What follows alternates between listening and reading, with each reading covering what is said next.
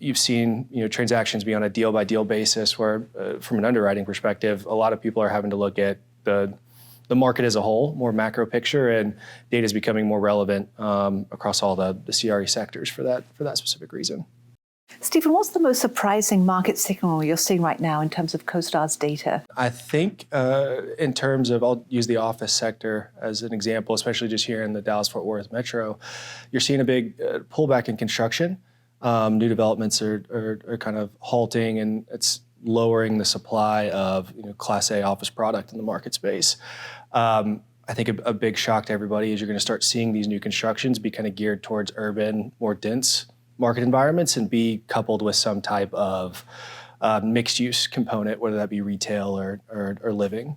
And which sectors are showing the biggest divergence between the headlines and the actual numbers? I'll use retail as an example for this one. I think a lot of the headlines as it relates to the retail sector have been discussing bankruptcies, foreclosures.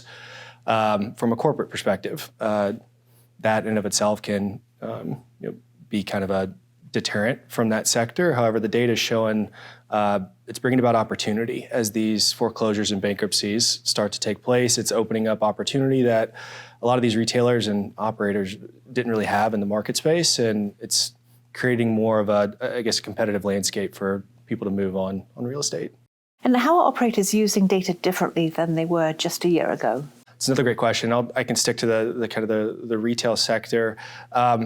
Data's giving everybody a competitive advantage. You're seeing retailers utilize it specifically for that foreclosure piece, bankruptcy piece, for them to be able to move on retail that's becoming available in the market space. You need a good data source to be able to provide that. I can speak to the industrial sector as well, where you've seen transactions be on a deal by deal basis, where from an underwriting perspective, a lot of people are having to look at the market as a whole, more macro picture, and data is becoming more relevant across all the CRE sectors for that specific reason.